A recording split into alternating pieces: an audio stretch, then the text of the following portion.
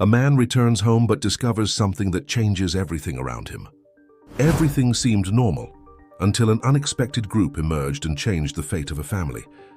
The quest for freedom led to a twist that no one could have predicted. When danger approached, unlikely allies appeared to protect what mattered most.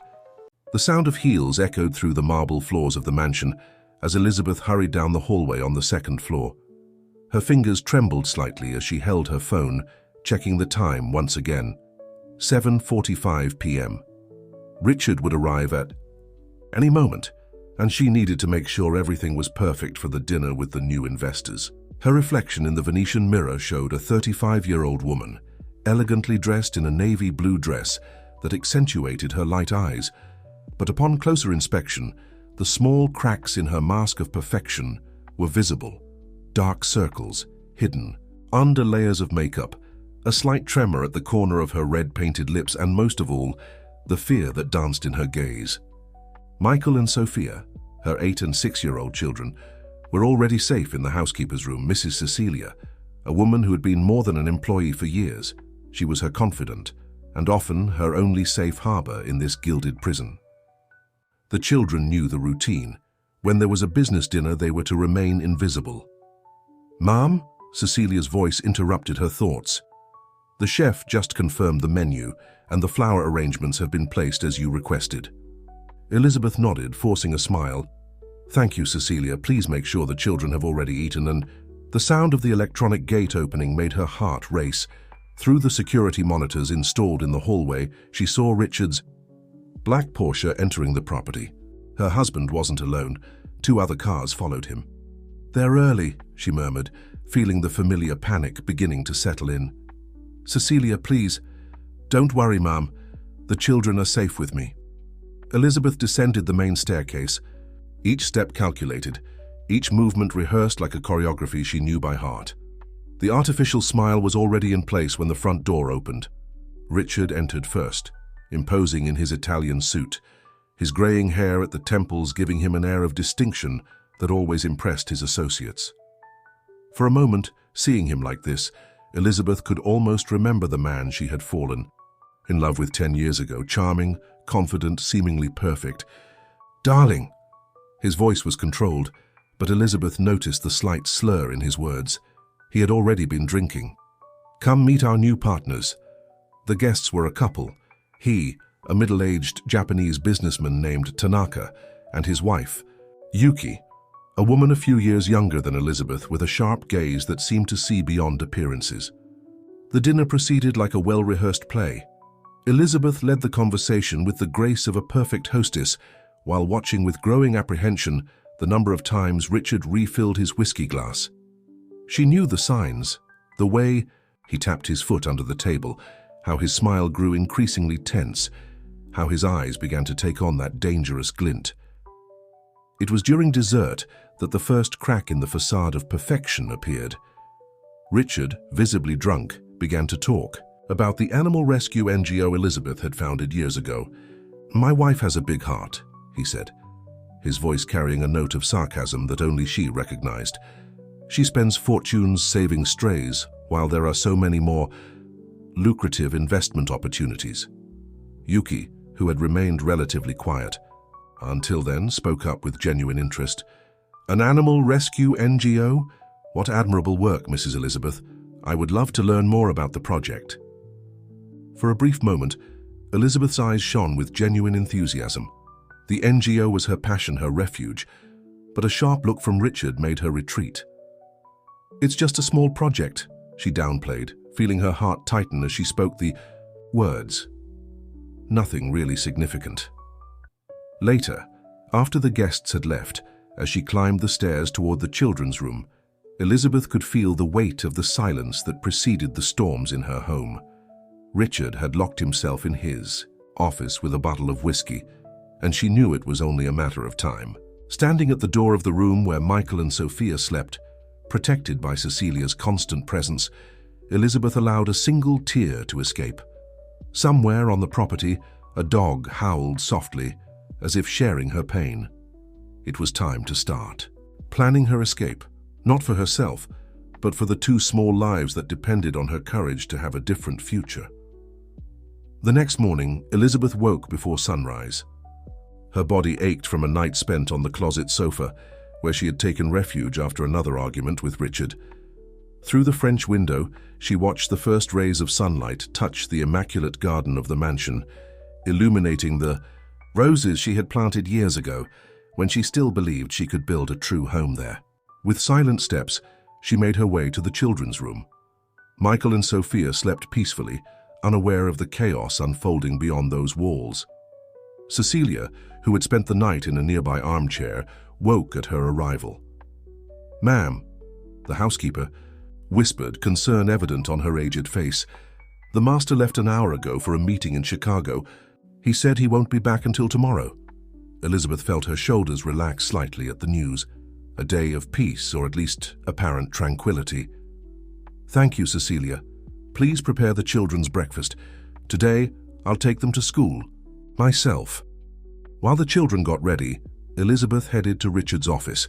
It was an imposing room with mahogany shelves from floor to ceiling and a privileged view of the gardens. The place exuded power and control, exactly as her husband liked it. With trembling hands, she began to search the desk drawers. She knew it was risky, but she needed to find something she could use as leverage for her safety and that of her children. It was when her fingers touched a red folder, carefully hidden under a stack of documents. The contents made her swallow. Hard, financial reports, suspicious transfers, and what disturbed her the most, documents proving the misappropriation of funds from the NGO. Richard wasn't just controlling her personal life, he was destroying the only project that still gave her purpose. "Mom?" Sophia's voice startled her. Her daughter stood at the door, still in her pajamas, clutching her favorite stuffed bunny. "I'm hungry." Quickly, Elizabeth tucked the documents into her bag. "Of course, sweetheart, let's have breakfast." During breakfast, she watched her children interact. Michael, always protective, helped his sister spread jam on her toast, while Sophia chattered about a dream she had about puppies. The scene broke her heart. They deserved a normal childhood, free from the constant fear that loomed over that house. "Kids," she said softly, "how about we visit the puppies at the NGO after school today?" The children's eyes lit up at the suggestion. It was rare for them to have moments like this, free from their father's oppressive presence. Elizabeth knew Richard disapproved of her visits to the NGO, but today she would allow herself this small act of rebellion. After dropping the children off at school, Elizabeth drove to the NGO. The place, an old farmhouse adapted for the cause, was her true sanctuary. There, among the joyful barks and unconditional love of the rescued animals, she could breathe. Marina, the project coordinator, greeted her with a tight hug. "Elizabeth, what a wonderful surprise, we've missed you." For a moment, Elizabeth considered sharing her discovery about the misappropriated funds, but something stopped her. The fewer people who knew, the safer it would be for everyone. As she walked among the kennels, she stopped in front of a newly rescued dog, a German shepherd with gentle eyes that watched her intently. There was something in his gaze that touched her deeply. "This is Max," Marina explained. "We found him abandoned on the road last week. Despite everything he's been through, he's incredibly protective of those who show him kindness." Elizabeth approached the kennel, and Max came to her, nuzzling her outstretched hand. In that moment, something shifted within her. A resolution, formed clear and inevitable like the sunrise she had witnessed earlier. Back in the car, she opened the red folder again. The documents in her hands were more than proof of financial crimes. They were her key to freedom. With trembling hands, she picked up her phone and dialed a number she had memorized long ago, but never had the courage to use. "Dr. Carter, this is Elizabeth Adams. We need to talk about something important." "No, it can't be over the phone. The matter is delicate." "Yes, I understand. Can we meet today? It's about my husband, Richard, and about the NGO." As she hung up, Elizabeth looked once more at the NGO through the rearview mirror. Max was in the yard watching her car, as if he understood that something important was about to happen. It was time to turn her fear into action, for her children, for the animals that depended on her, and finally for herself. If this story interested you, don't forget to subscribe to our channel and give it a like. Tell us which city you're watching from and we'll continue. Dr. Carter's office contrasted with the opulence Elizabeth was accustomed to. It was a simple yet welcoming environment, with walls lined with legal books and a window that let in the natural light of the late afternoon. The lawyer, a middle-aged man with sharp eyes behind thin-framed glasses, analyzed the documents she had brought with an increasingly grave expression. "Mrs. Adams," he began, adjusting his glasses, "what you've brought me is very serious. These are clear evidence of embezzlement, money laundering, and tax fraud. Your husband could face serious legal consequences." Elizabeth gripped the strap of her bag, feeling the weight of each word. "I know, Doctor, but I need to know, is this enough to protect me, to protect my children?" The lawyer leaned back in his chair, thoughtful. "With this evidence, we can not only guarantee your safety, but also ensure that you retain custody of the children and a significant portion of the assets. However," he paused significantly, "you need to understand that once we file the lawsuit, there's no turning back. Richard Adams is a powerful man and he won't take this lightly." A movement outside caught Elizabeth's attention. Through the office window, she watched a family passing by, father, mother, and 2 children, all laughing, sharing a moment of genuine happiness, something her children had never truly experienced. "Dr. Carter," her voice came out firm, surprising even herself, "there's something I need to confess. I didn't come here just for the documents. Richard, Her voice faltered momentarily. "Alcohol turns him into someone unrecognizable, violent. The children, they need to sleep with music every night so they don't hear the fights." The lawyer leaned forward, his face showing deep understanding. "Mrs. Adams, now I understand why you kept these documents. They're not just evidence of financial crimes. They're your insurance policy." "Exactly," she whispered. "But I'm afraid. Richard has connections everywhere, influence. How can I be sure we'll be safe?" Dr. Carter stood up, walking to an old filing cabinet in the corner of the room. From it, he pulled a yellowed folder. 15 years ago, I represented a woman in a similar situation. At the time, we didn't have enough evidence and she ended up dropping the case, returning to her husband. 6 months later," he stopped, swallowing hard, "I promised myself I would never let that happen again. You're not alone, Elizabeth." He returned to his desk, picking up a notepad. "I have a plan, but we need to proceed carefully. First, I'll prepare a protective order. Then we need to find a safe place for you and the children, somewhere Richard wouldn't suspect." Elizabeth thought for a moment, and then her eyes lit up. "The country estate. It was part of his family's inheritance, but it's been abandoned. For years. Richard considers it useless, never thinks about it." "Perfect. I'll contact some trusted associates. We need to transfer money to an account he can't trace, prepare emergency documents." The lawyer continued listing steps while Elizabeth absorbed every detail. When the meeting ended, it was already evening. On her way to pick up the children from a school friend's house, Elizabeth stopped at a red light. Her phone vibrated. A message from Richard. "Meeting cancelled. Coming home tonight. Make that risotto I like." Her heart raced. She needed to act faster than planned. Driving to the NGO, which would still be open for the night shift, Elizabeth made an impulsive decision. She found Marina closing some kennels. "Marina, I need a favor," she said, her voice trembling slightly. "Max and that German Shepherd, is he ready for adoption?" The coordinator smiled. "Yes, he is. In fact, he's proven to be an exceptional dog." "Why?" "I want to adopt him. Now." Marina seemed surprised by the urgency in Elizabeth's tone, but something in her eyes must have communicated the seriousness of the situation. Without asking questions, she began preparing the adoption papers. While she waited, Elizabeth approached Max's kennel. The dog looked at her with those wise eyes, as if he perfectly understood what was happening. "We're going to be partners in this journey, buddy," she whispered to him. "I need all the help I can get." When she finally arrived at her friend's house to pick up the children, Michael and Sophia ran to her arms, thrilled to see Max in the back seat. "Is he ours?" they asked in unison. "Yes, my loves," Elizabeth replied, watching through the rearview mirror as the German Shepherd gently allowed Sophia to hug him. He's going to help us start a new life. The mansion was silent when Elizabeth arrived with the children and Max. Cecilia was waiting for them at the back door, her face a mask of concern when she saw the dog, but she asked no questions. Years of living together had taught her when silence was the best response. Mr. Richard called again. The housekeeper informed her in a low voice as the children ran to show their new friend the garden. He said he'll be home in 2 hours. Elizabeth nodded, her face pale under the soft hallway light. Cecilia, I need your help. Tonight will be different. The two women worked quickly and in silence. While Elizabeth prepared the risotto, Richard had requested. Cecilia packed a small bag with essentials for the children, hiding it at the back of the guest room closet.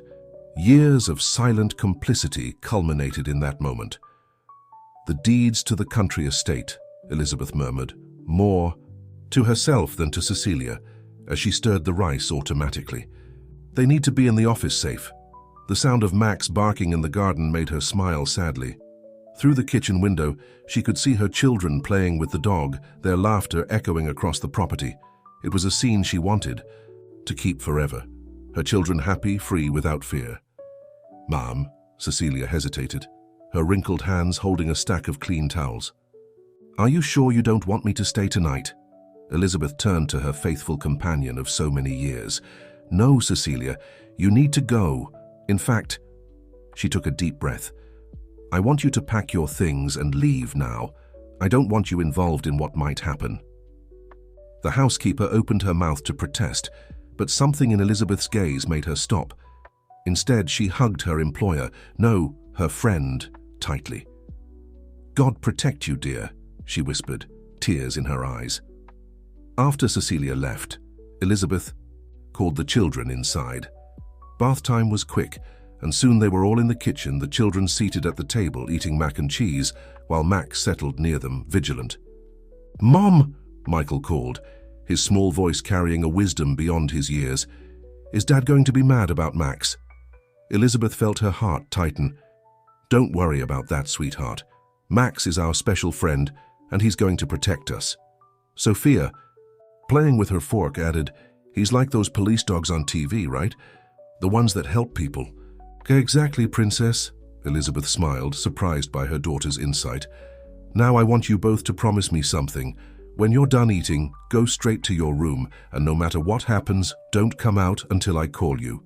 Deal?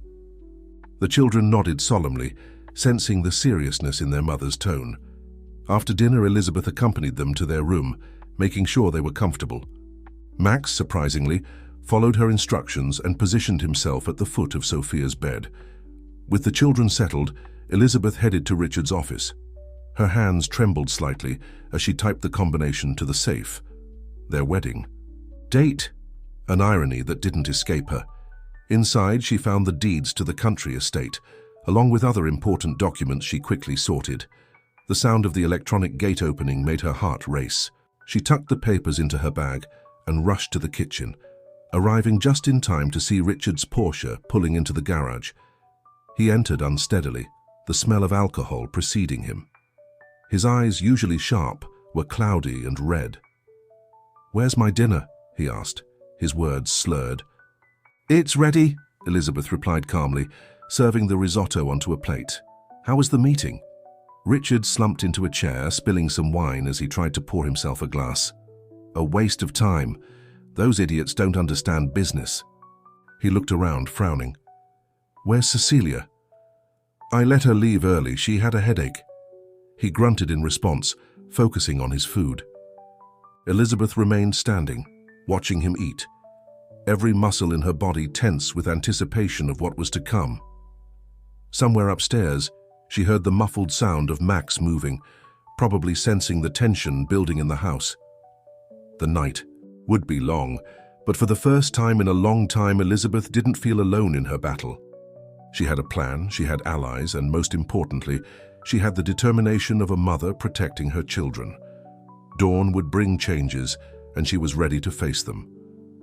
Richard finished eating in silence, but Elizabeth knew that calm all too well. It was like the heavy air before a storm. As she cleared the plates, her hands trembled slightly, and she was grateful for the dim kitchen lighting that hid her anxiety. "You won't believe," Richard began, his voice artificially controlled, "what I was told today." He poured himself another glass of whiskey, the bottle already half empty. "It seems someone's been snooping through the company documents." Elizabeth felt a chill run down her spine, but kept her voice steady. "What do you mean?" "The office?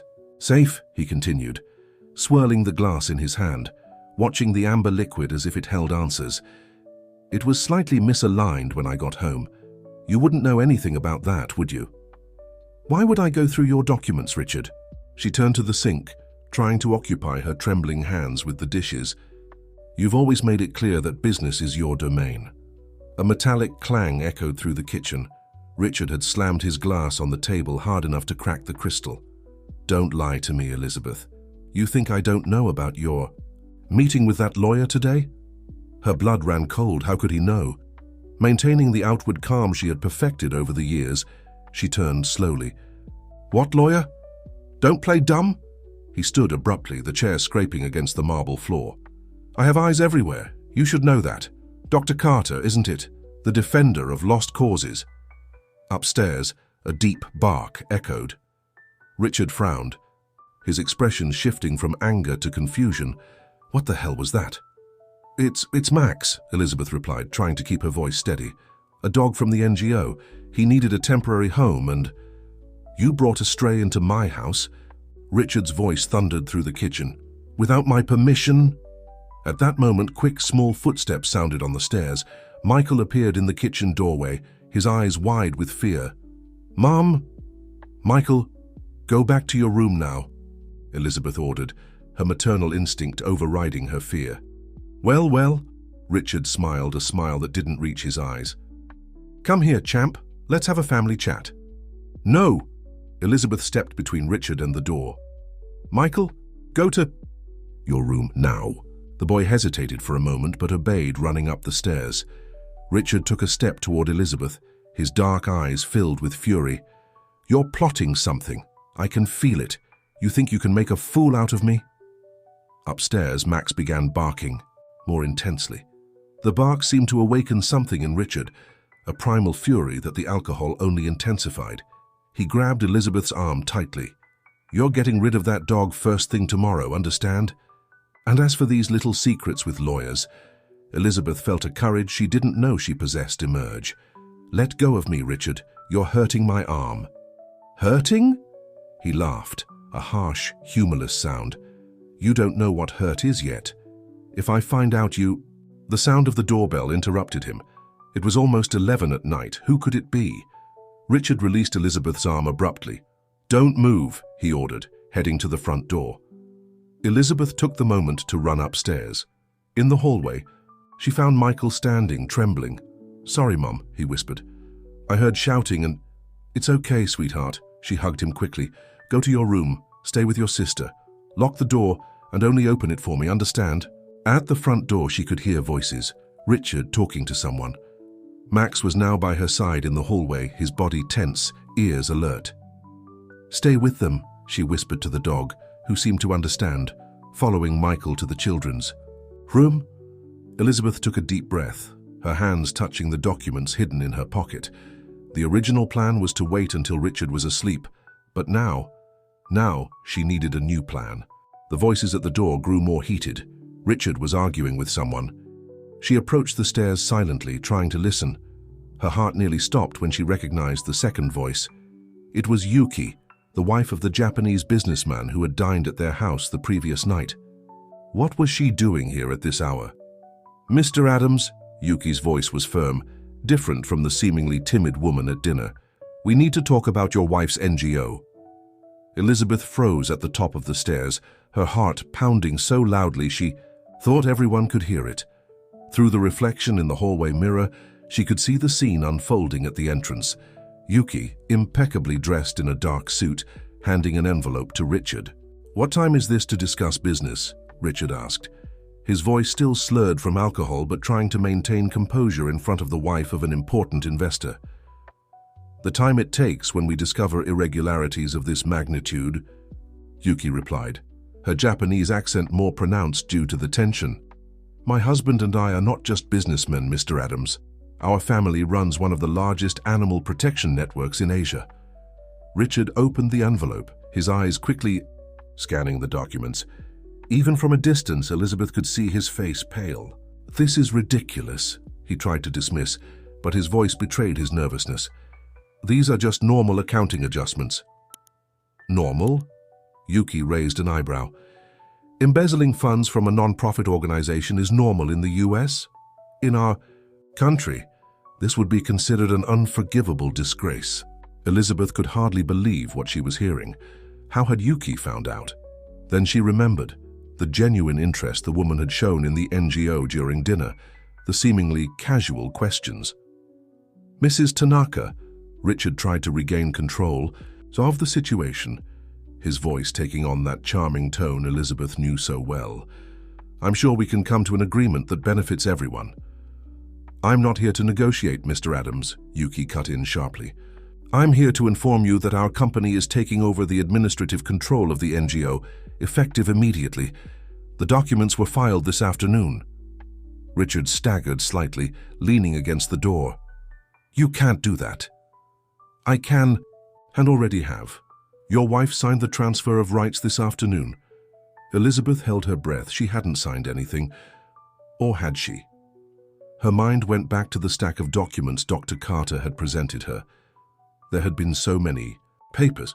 My wife has no authority to... She has every authority, Yuki interrupted again, as the founder and board president. You, on the other hand, never held any official position in the organization. Your investments were all made through shell companies that, curiously, have just been exposed. Upstairs, Sophia began to cry, frightened by the raised voices. Max barked in response, a protective sound that echoed through the house. What's that noise? Yuki asked, looking up. None of your business, Richard growled, his mask of civility beginning to crack. Now, if you'll excuse me. I'm not finished. Yuki took a step forward, preventing him from closing the door. There's one more thing. Our company is preparing a full audit of all transactions from the past 5 years. If there are more irregularities... Get out of my house! Richard exploded, advancing threateningly. Yuki didn't move an inch. Mr. Adams, there are 3 police cars parked across the street. One gesture from me and... Richard's face turned red with fury, but he restrained himself. Elizabeth could see his hands trembling, his knuckles white from gripping the envelope. Mrs. Tanaka, he forced a smile, let's resolve this civilly tomorrow with our lawyers present. Tomorrow will be too late, Yuki replied, checking her wristwatch. In fact, it's already too late. The documents are being filed with the district attorney's office as we speak.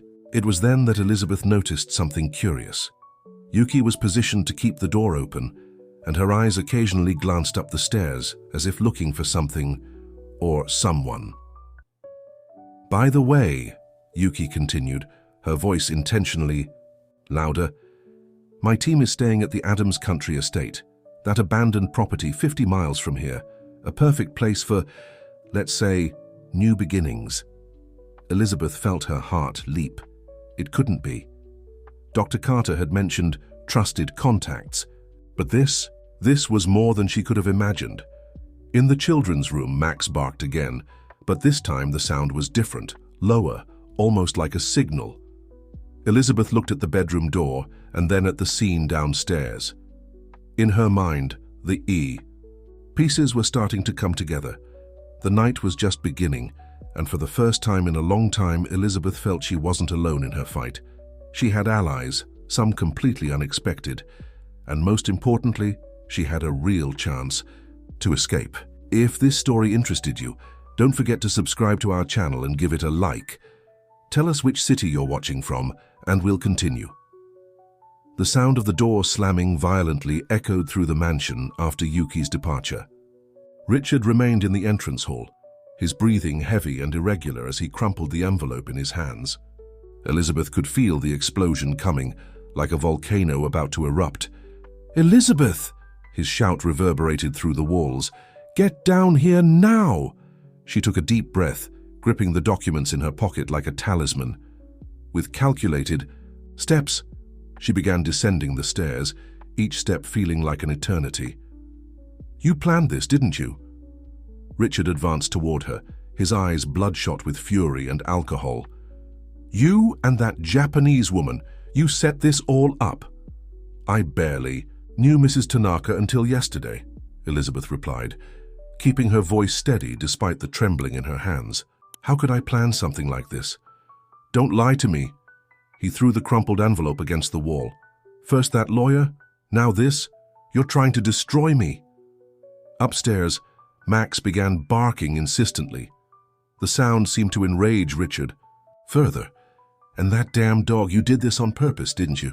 Brought him here to provoke me." Elizabeth took a step back, her mind working quickly. Yuki's words echoed in her memory. The country estate, the team waiting. This was her chance, perhaps the only one she would get. "Richard," she tried to keep her voice calm, "you're not yourself. Let's talk about this tomorrow when you're sober." "Sober?" He laughed, a harsh, frightening sound. "You've destroyed everything I built. Years of work, connections, respect, all because of that damn stray rescue." He advanced again, but this time Elizabeth didn't retreat. Years of fear and submission were beginning to transform into something else, a strength she didn't know she possessed. "The NGO was mine," she said, her voice gaining firmness. "It was the one thing you couldn't control, wasn't it? That's why you needed to destroy it." The slap came quickly, but this time Elizabeth was prepared. She dodged by inches, the sudden movement causing Richard, drunk, to lose his balance and stagger. At that moment, something extraordinary happened. Max came down the stairs in one leap, positioning himself between Elizabeth and Richard, his teeth bared in a low, threatening growl. "Get out of here, you mutt!" Richard tried to kick the dog, but Max was too agile. "Mum!" Sophia's frightened voice came from the top of the stairs. Michael was beside her, both in their pajamas, clinging to each other. "Go back to your room," Elizabeth ordered, but it was too late. "Come here, kids." Richard changed his tone suddenly, trying to sound paternal.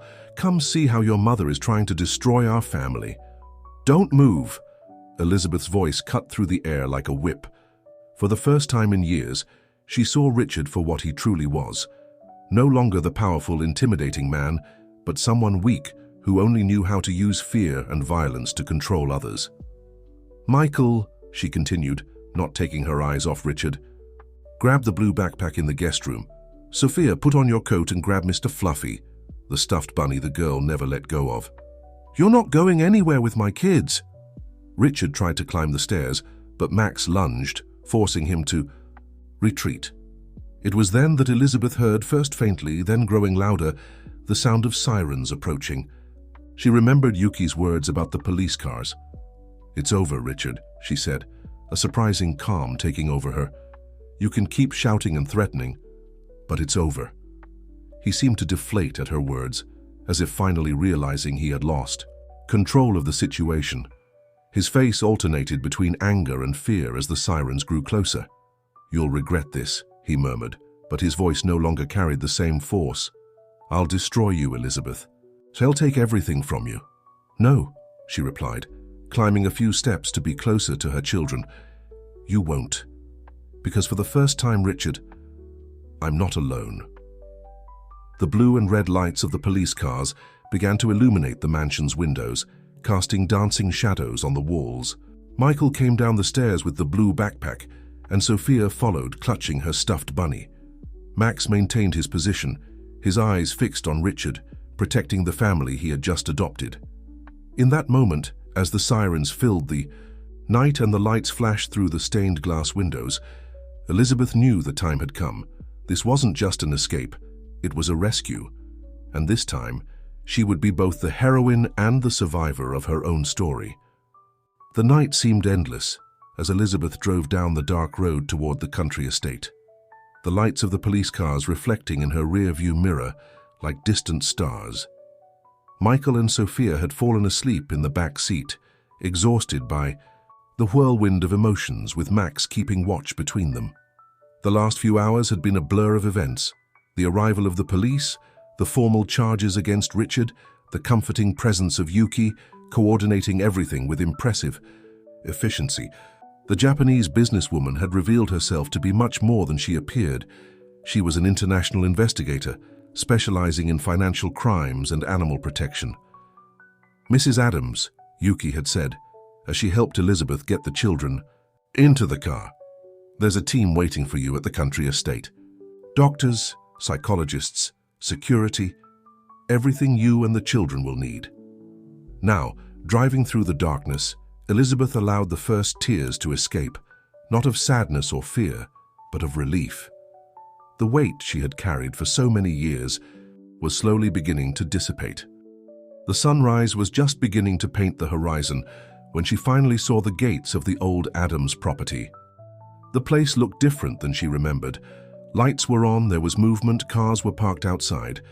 It was no longer the abandoned estate she had planned to use as a hideout, but a refuge prepared especially for her. Dr. Carter was waiting at the entrance, alongside a woman in a white coat who introduced herself as Dr. Laura, a psychologist specializing in family trauma. While a team helped take the still sleeping children inside, Elizabeth finally allowed her legs to tremble, being supported by the lawyer. "You did it," he smiled gently. "Now let us take care of you." The following hours were a mix of activity and rest. Dr. Laura worked with the children as soon as they woke up, helping them process the events of the previous night through play and drawing. Max, surprisingly, proved to be an excellent therapy dog, staying by the children's side throughout the process. In the main room of the estate, transformed into a sort of operations center, Yuki explained the situation in more detail to Elizabeth. "Our organization has been monitoring cases of corruption involving animal protection institutions for years," she explained. "When I saw your NGO's name in Richard's documents, something caught my attention. The pattern of embezzlement was similar to other cases we've investigated. But how did you know that Elizabeth began to ask, "that you were a victim, not an accomplice?" Yuki smiled softly. "Years of experience, Mrs. Adams. Besides, your reaction during dinner, when Richard belittled your work with the NGO, that confirmed my suspicions." Outside the estate, the sun was already high in the sky. Through the windows, Elizabeth could see Michael and Sophia playing in the garden with Max, their laughter echoing for the first time in a long time without fear or restraint. "And now?" she asked, more to herself than to the others.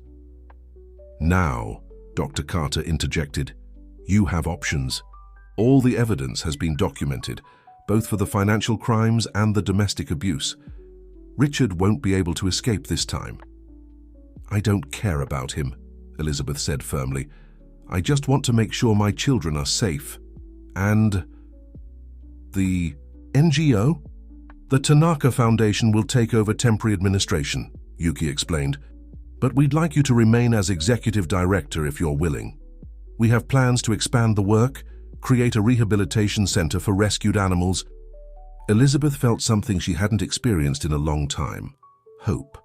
Not just for herself, but for everyone who depended on her. Her children, the animals at the NGO, and perhaps other women who, like her, needed to find the courage to start over. "There's one more thing," Yuki added, pulling an envelope from her briefcase. "We found this in Richard's files. It's the original deeds to this property. It didn't belong to his family, as everyone thought. In fact, it was part of your grandmother's inheritance, which he kept hidden from you all these years." Elizabeth took the documents with trembling hands.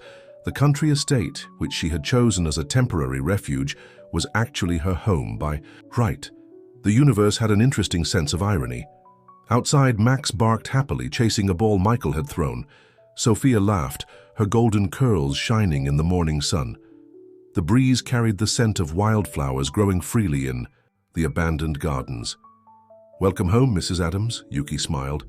And for the first time in many years, Elizabeth felt she was truly home, not just in a physical place, but in her own life, her own being. The dawn didn't just mark the start of a new day, but of a new story. Her story, finally free to be written on her own terms. The first rays of the next morning found Elizabeth sitting on the porch of the country estate, a cup of tea forgotten in her hands as she watched the sunrise. The property, which had seemed so frightening in the darkness of the previous night, now revealed its true beauty under the golden light of dawn. "Excuse me, ma'am," a gentle voice interrupted her thoughts. It was Marina, the NGO coordinator, who had arrived during the night after being contacted by Yuki. "I brought some things I thought you might need." Elizabeth smiled as she saw her friend and collaborator carrying not just clothes and basics items, but also photo albums and some personal belongings she hadn't been able to grab in the rush of the escape. "Marina, how did you—" "Cecilia," Marina explained with a conspiratorial smile. "She called me as soon as she left the mansion last night. Said you might need some good memories." The two women hugged, silent tears streaming down their faces. Marina had been more than an NGO employee over the years. She was a friend who had always seen beyond the facade of perfection Elizabeth was forced to maintain. "And there's one more surprise," Marina continued, her face lighting up. "Come see." They walked around the mansion to the back of the property, where an old carriage house had been hastily converted into a makeshift kennel. To Elizabeth's surprise, several of the dogs from the NGO were there, including some she hadn't seen in months. "But how—" "It was Mrs. Tanaka's idea," Marina explained. "She said it would be good for the children to have something familiar around, and well, they've always been your true family too, haven't they?" Elizabeth approached the enclosure, where the dogs greeted her with evident joy. There was Rex, the old Labrador who had been her first rescue, Luna, the small stray who always followed her around the NGO, and so many others who had shared her journey. "Mom! Mom!" Sophia's excited voice cut through the morning air. The girl came running across the lawn, still in her pajamas, with Michael close behind. "Look how many friends Max has made." The children quickly joined the dogs, their laughter mixing with the joyful barks. Max, as always, maintained his protective stance, but now seemed more relaxed, as if he understood they were finally safe. "Mrs. Adams?" Dr. Laura, the psychologist, approached discreetly. "Sorry to interrupt, but I'd like to share some observations about the children." While Marina supervised the playtime, Elizabeth followed the psychologist to a nearby bench. "It's remarkable," Dr. Laura began, "the resilience they show, especially Michael. He has a very developed protective instinct for his age. He's always looked after his sister," Elizabeth sighed. "He had to grow up too fast." "Yes, but now he's starting to allow himself to be a child again. I noticed it in how he interacts with the dogs. There's a lightness he probably hasn't shown in a long time." The sound of more cars arriving caught everyone's attention. It was the security team changing shifts, along with some NGO volunteers coming to help organize the space. "Mrs. Adams," one of the security guards approached respectfully. "Mrs. Tanaka asked me to inform you that the perimeter is completely secure. We've installed cameras at all strategic points, and teams are rotating 24/7. She nodded, grateful for the protection but still adjusting to the idea of so many people mobilizing to help her. For years, she had felt so alone, so isolated in her own private hell, that genuine solidarity still felt surreal. "Mom," Michael called again, now carrying some rose seedlings. "Helena said we can plant these in the new flower bed near the entrance. That way, when people arrive, the first thing they'll see are the flowers." "That's a beautiful idea, son," Elizabeth smiled, recognizing the wisdom in his suggestion. Those roses would be more than decoration. They would be a symbol of welcome, a silent promise that here in this blessed piece of land, there was always room for one more heart in need of healing. The mansion, which had once been her prison, was now a beacon of hope for so many people. And with each new story that arrived, with each life that was transformed, Elizabeth became more certain. There is no greater force than the union of hearts, determined to do good. The weeks that followed brought a completely new routine to the country estate. The sound of hammers and saws mixed with the barks of dogs and the laughter of children, creating a peculiar symphony of renewal.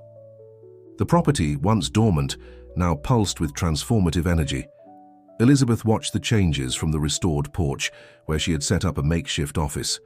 Plants and documents competed for space with coffee cups and the children's drawings, as she coordinated both the mansion's renovation and the NGO's restructuring. "Mrs. Adams," Marina approached with a folder in hand. "The first audit reports have arrived. You won't believe what we found." The two women pored over the documents. The investigation had revealed that Richard's embezzlement went far beyond The NGO, he had created a complex network of fraud affecting several charitable institutions. This explains why the Tanaka Foundation was so interested in the case, Elizabeth murmured, flipping through the papers. It wasn't just about our NGO. Exactly, Marina confirmed, and there's more. Several of these institutions have expressed interest in joining our new project. The idea of the Integrated Support Center has really touched many people. A joyful shout interrupted the conversation. Sophia came running across the garden, followed by Max and a group of children, the sons and daughters of the staff and volunteers, who were now part of the estate's team. Mom, look what we found!" she exclaimed, breathless with excitement. The children had discovered, hidden among the rose bushes Michael was helping to restore, a small kitten. The little one, scared but curious, looked at the group with big green eyes. "Can we keep him, please?" Sophia begged, her eyes shining with hope. Before Elizabeth could answer, Max approached the kitten with surprising gentleness. The German shepherd, who had already proven to be an exceptional protector, sniffed the small animal and sat beside it, as if saying, "This one's ours too." "I think Max has already decided for us," Elizabeth smiled, watching the interaction. "But first we need to take him to the vet and make sure no one's looking for him." Michael, who was helping with the garden renovation, approached the group, his hands dirty with soil from his work with the roses. "We can call him Brave," he suggested, watching as the little kitten, despite its initial fear, began to explore its new surroundings. The scene was interrupted by Yuki's arrival, accompanied by a woman Elizabeth didn't know. The stranger seemed nervous, clutching her bag tightly, a small poodle trembling in her arms.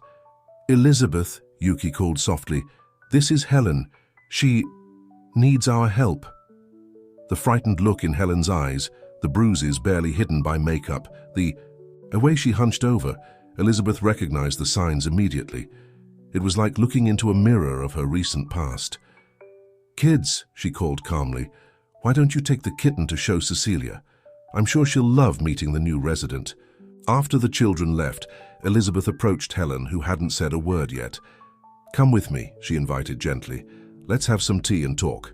You're safe here." As they walked toward the house, Max naturally assumed his protective position, walking beside Helen as if he already recognized her as someone in need of protection. "We haven't finished renovating the East Wing yet," Elizabeth explained, guiding Helen through the mansion. "But we have some rooms ready. You and—" She glanced at the poodle. "Popcorn," Helen whispered, her first word since arriving. "You and Popcorn can stay as long as you need. We have a support team, legal assistance, and most importantly, people who understand exactly what you're going through." In the kitchen, they found Cecilia already preparing tea, as if she instinctively knew it would be needed. The children were in a corner, setting up a makeshift bed for the kitten with the help of one of the volunteers. "You know," Elizabeth continued as Cecilia served the tea, "this place has an interesting history. My grandmother used to say that some houses have souls, that they choose their purpose. This mansion has always been a refuge. We're just restoring its true vocation." Helen's arrival at the estate marked the beginning of a new phase in the ENU project. In the days that followed, other women began to arrive, each with her own story, her own scars, and her animal companions. The mansion, which was already a safe haven for abandoned animals, expanded its mission to embrace broken human hearts seeking healing. On a particularly busy afternoon, while overseeing the installation of new veterinary equipment in the old carriage house, Elizabeth received an unexpected call from Dr. Carter. "Mrs. Adams," the lawyer's voice sounded tense, "we need to talk. It's about Richard." Her heart raced instantly, but she maintained her composure. "What happened?" "He's trying to negotiate a deal. He's offered to return all the embezzled funds in exchange for us dropping the more serious charges." Elizabeth closed her eyes, taking a deep breath. Max, always attuned to her emotions, rested his head on her leg, offering silent support. "And what do you think?" she asked, stroking the dog's head. "Honestly, I think it's a maneuver. He's realized the evidence is too solid and is trying to minimize the damage, but the decision is yours." Elizabeth looked around at the movement. Helen playing with the children in the garden, her poodle Popcorn running freely for the first time in years, several women helping organize the donations that kept pouring in. Cecilia, teaching one of the new residents how to make homemade bread. "Dr. Carter," she said finally, "the money was never the most important thing. What Richard did, it wasn't just about financial fraud. It was about power, control, about breaking people's spirits." "I understand perfectly," the lawyer replied. "I just thought you should know about the offer." After hanging up, Elizabeth walked to the rose garden that was coming to life under Michael's care. Her son had a natural talent for gardening, and each new bloom seemed to symbolize his own healing. "Mom," Michael called again, now carrying some rose seedlings. "Helena said we can plant these in the new flower bed near the entrance. That way, when people arrive, the first thing they'll see are the flowers." "That's a beautiful idea, son," Elizabeth smiled, feeling her heart swell with love. Her son wasn't just talking about flowers. He was offering a chance to rebuild, to create new memories, to heal. Sophia, who was playing with Brave on the porch steps, looked up. "And we can make a special corner just for people to play with. The animals that need families. Pet-friendly cafe," Yuki smiled. "I love the idea." The conversation was interrupted by the arrival of a police car. Elizabeth felt her body tense automatically, but relaxed when she recognized Officer Anna Paula, who had become an important ally in recent weeks. "Sorry for the unannounced visit," the officer said, climbing the porch steps, "but I needed to inform you personally. We received 3 more reports today, women who, upon hearing about this place, finally found the courage to ask for help." Elizabeth exchanged looks with Yuki and Helen. What they had started here in this mansion that had once been a symbol of her captivity was becoming something much greater than any of them could have imagined. The sun was setting when Dr. Carter arrived at the estate for a meeting Elizabeth had requested. He found her in the makeshift office on the porch, surrounded by old photos she had discovered in a box in the attic. "Look at this," she said, showing one of the photographs to the lawyer. "My grandmother in 1965 with a group of women and children. On the back of the photo it says, 'Family of the Heart.'" Dr. Carter examined the image with interest. "Your grandmother seems to have been a woman ahead of her time." "She was," Elizabeth confirmed, sorting through more photos. "And now I understand why Richard hid all this from me. He knew that if I discovered the true history of this place, I'd find the strength to confront him." The lawyer settled into one of the porch chairs, watching the movement in the garden. Helen was leading an informal group therapy session with several women sitting in a circle while their pets played nearby. "About the deal Richard proposed," he began. "No," Elizabeth interrupted softly. "I won't accept it. It's not about him anymore, or about me. It's about all these women, these children, these animals. It's about breaking a cycle." Dr. Carter smiled as if he had expected that answer. "I thought you'd say that. In fact, I brought a different proposal." He opened his briefcase and pulled out some documents. "The Tanaka Foundation isn't the only one interested in the project. Several international human rights and animal protection organizations want to participate. We can turn this into a much larger support network." Elizabeth examined the papers, her heart racing with the possibilities. There were partnership proposals, expansion plans, training programs. The small seed her grandmother had planted decades ago was about to grow into a mighty tree. "Mom!" Michael called, running toward the porch with a radiant smile. "Come see, the first yellow rose has bloomed." Elizabeth followed her son to the garden, where a perfect rose stood out among the buds. Yellow had been her grandmother's favorite color, she remembered with a pang in her heart. "This one's special," Michael explained seriously. "Helena said yellow roses mean friendship and new beginnings." Cecilia, who was passing by with a basket of clean laundry, stopped to admire the flower. "Your grandmother always said that gardens are like people. Sometimes they need to be pruned to grow stronger." The analogy wasn't lost on anyone. Each woman there had gone through her own pruning, painful but necessary for a new blossoming. Mrs. Adams, one of the new residents, approached timidly. It was Paula, who had arrived the night before with her 5 pets. I wanted to thank you, not just for the shelter, but for making me feel like I'm not crazy. That choosing to stay with my animals doesn't make me weak." Elizabeth hugged the woman, remembering how Max had been crucial in her own journey. Love is never weakness, Paula. Sometimes it's the greatest strength we have. On the other side of the garden, Sophia was playing with Brave and Popcorn, while Max maintained his constant vigilance over everyone. The German Shepherd had become a sort of unofficial guardian of the estate, always alert to who needed protection or comfort. "Dr. Carter," Elizabeth turned to the lawyer who was watching the scene, "I accept the partnerships, but on one condition. I want this place to remain true to my grandmother's original vision. It's not just a shelter or a rehabilitation center. It's a home, a family for those who have lost theirs." The lawyer nodded, understanding. "I'll prepare the documents, and Elizabeth, there's one more thing I need to tell you." He hesitated for a moment, as if choosing his words. "We found records that your grandmother also took in women fleeing situations like yours. She kept it all secret because of the times, but there are diaries, letters, stories of lives she helped transform." Elizabeth felt tears in her eyes. It was as if a circle was closing, as if every step she had taken, even the most painful ones, had led her exactly where she was meant to be. "Mom," Sophia called, running toward her with Brave in her arms. "Helena said we're having a garden party tonight. Can we light those pretty lights in the trees?" "Of course, sweetheart," Elizabeth smiled, looking around at her small but growing empire of hope. "Today is a special day. We're celebrating new beginnings." The garden was magical that night. Small lights had been hung between the trees, creating a private starry sky for the impromptu celebration. The scent of roses mixed with the aroma of coffee and pastries coming from the kitchen, where Cecilia and her apprentices had spent the afternoon preparing a special feast. The tables scattered across the garden were occupied by a family unlike any other.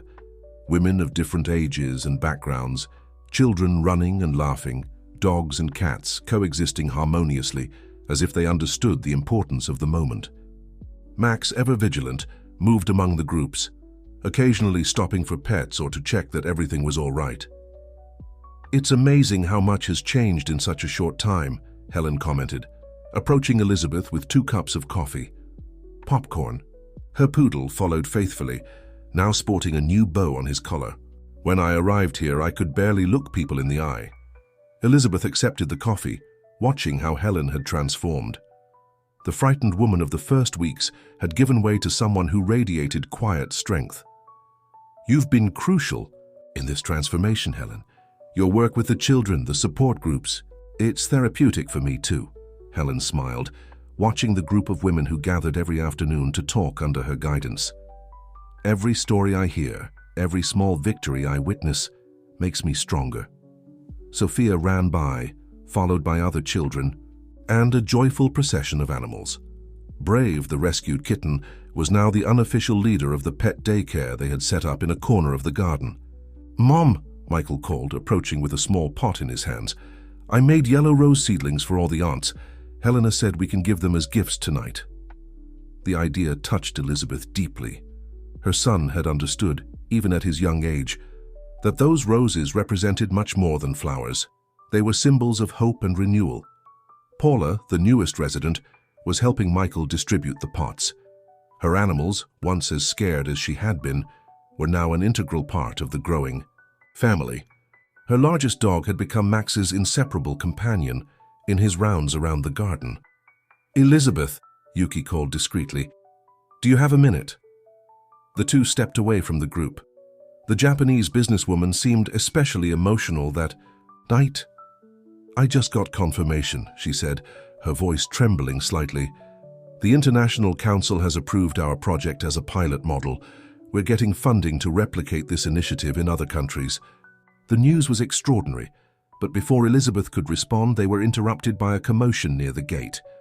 Dr. Laura, the psychologist, was arriving with a young woman carrying a small girl in her arms. An elderly golden retriever limped beside them. "This is Julia," Dr. Laura introduced. "She needed a safe place to stay tonight." No further explanation was needed. Helen was already approaching with a welcoming smile, Popcorn wagging his tail as if giving his own welcome. Cecilia appeared with a plate of food, and other residents quickly mobilized to prepare a room.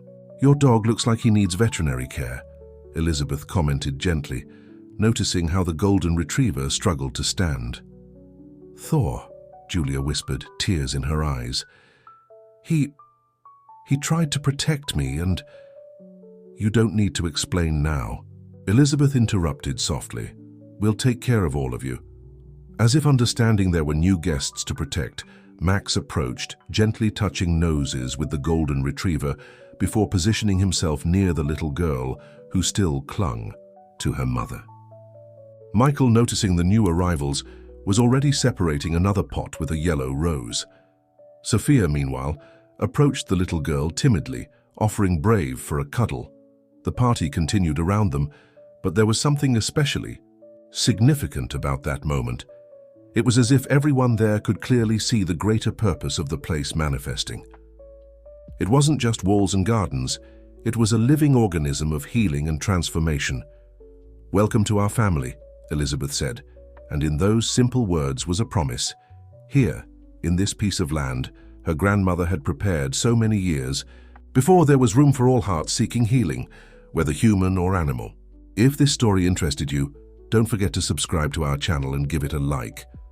Tell us which city you're watching from and we'll continue. The morning after the party brought renewed energy to the estate. Breakfast, which was usually a special moment of unity, took on the air of an informal assembly as Elizabeth shared with all the residents the news about the project's international recognition. "This means," she explained as the women served themselves coffee prepared by Cecilia, "that we'll have the opportunity to help even more people, but it also means we'll need to organize better." Helen, who had naturally taken on a leadership role among the residents, already had a notebook open, jotting down ideas.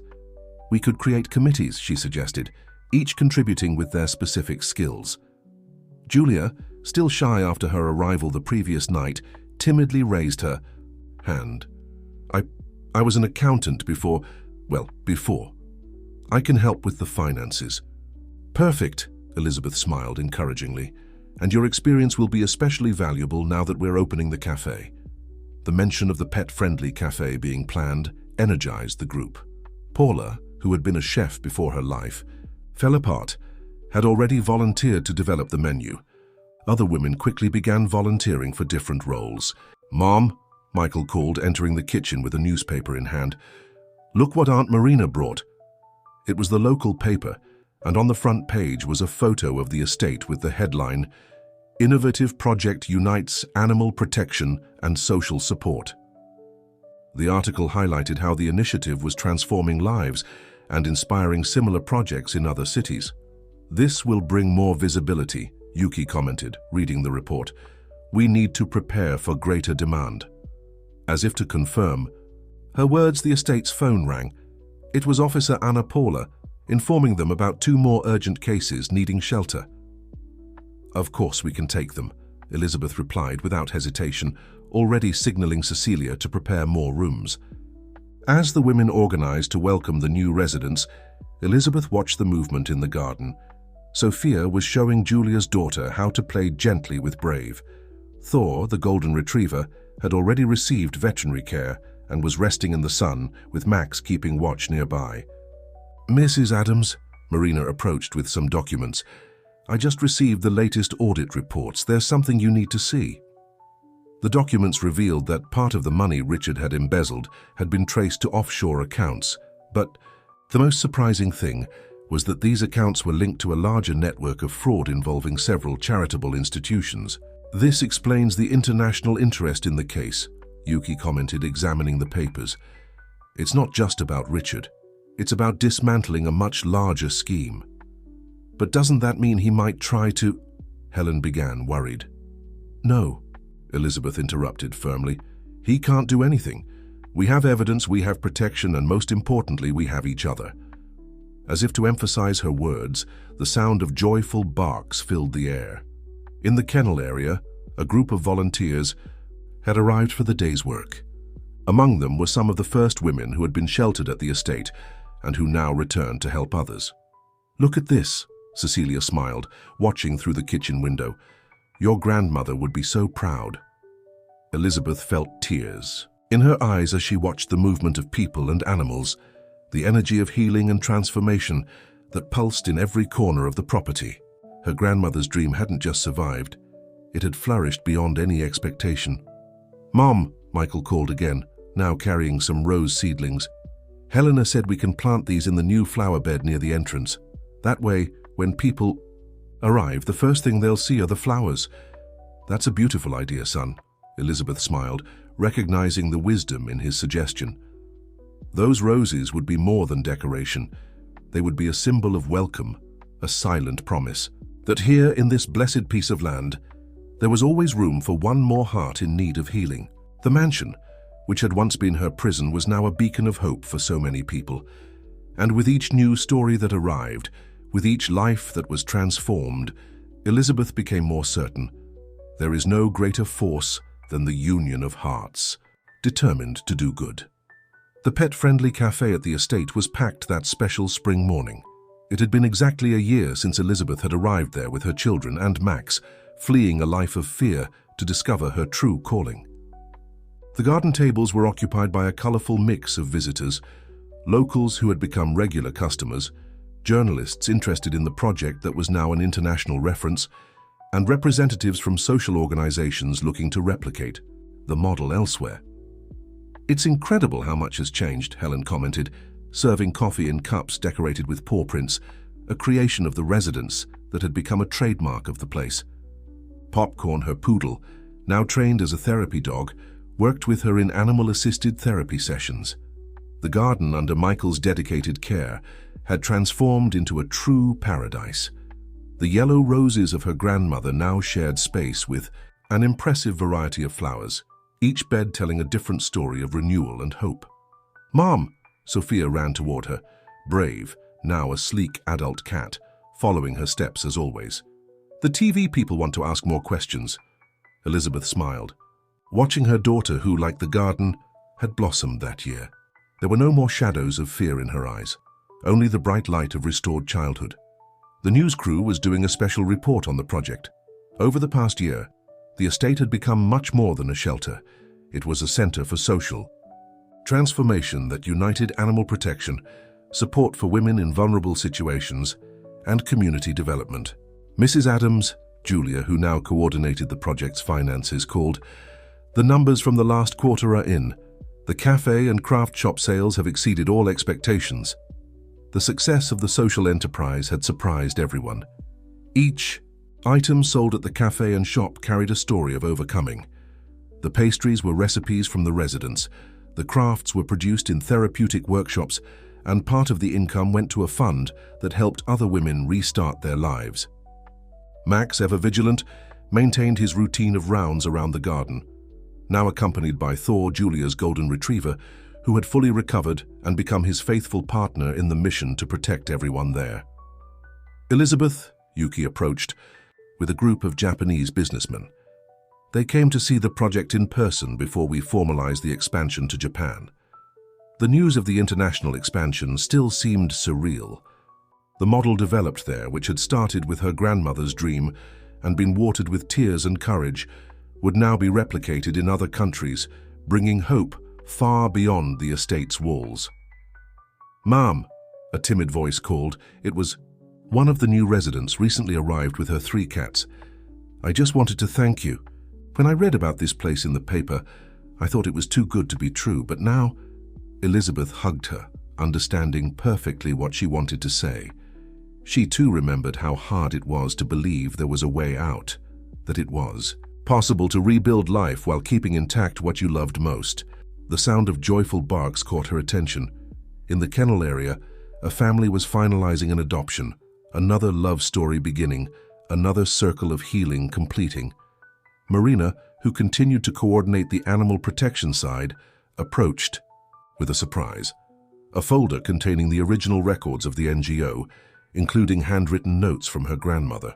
"We found this in the old archive," she explained. "Your grandmother already talked about uniting animal rescue with social support. She was decades ahead of her time." Elizabeth flipped through the yellowed pages with affection, recognizing, in her grandmother's words, the seeds of what had flourished there. The fear Richard had used to control her for so long had become her greatest strength. The love for animals, for her children, and for all the lives now intertwined in that space of healing. "Mum," Michael called, bringing in his hands a new pot with a different rose, a variety he had developed himself, blending the traditional yellow with shades of pink. "I created this especially for today. I'll call it Free Heart." Tears came to Elizabeth's eyes as she admired the flower. It was perfect, like everything that had been born in that place of pain transformed into beauty, of fear transformed into courage, of loneliness transformed into family.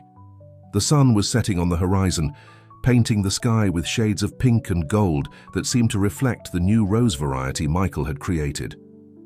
The celebration of the estate's transformation continued, now more intimate, with just the residents and those closest to the project. Sitting on the porch that had once been her first makeshift office, Elizabeth watched the movement in the garden. Helen was leading a sharing circle where women told their stories, no longer stories of pain, but of overcoming and hope. Dr. Carter, who remained a key ally, approached with some papers. "The last legal processes have been closed," he informed, with a satisfied smile. Richard accepted all the terms. The estate and the NGO are officially free from any ties to him. The news, which a year ago would have caused anxiety, now brought only a sense of closure.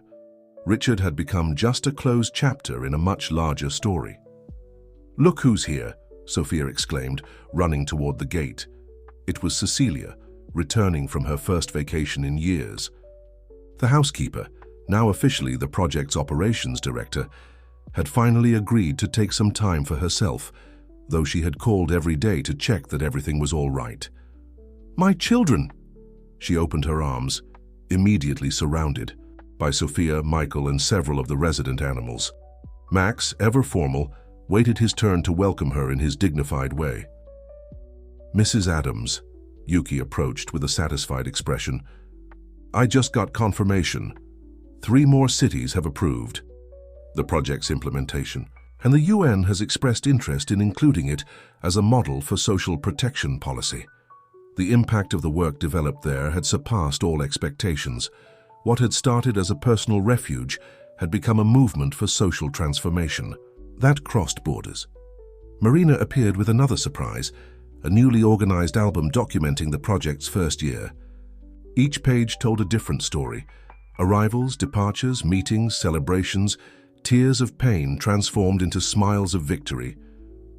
"Elizabeth," Helen called softly, "we have something to show you." The group of residents had gathered in the center of the garden.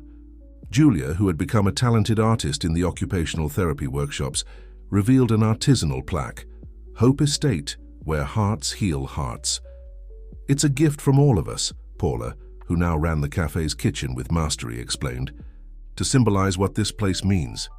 The plaque would be installed at the main entrance, next to the yellow rose bed that had become the project's symbol. Michael had already prepared the space, surrounding it with the new Free Heart roses he had created. "Family," Elizabeth began, her voice choked with emotion, "because that's what we've become here." But before she could continue, she was interrupted by a familiar sound. Max's bark announcing new visitors. It was Officer Anna Paula bringing another woman in need of refuge. Immediately, the group mobilized with the efficiency that only love and experience can bring.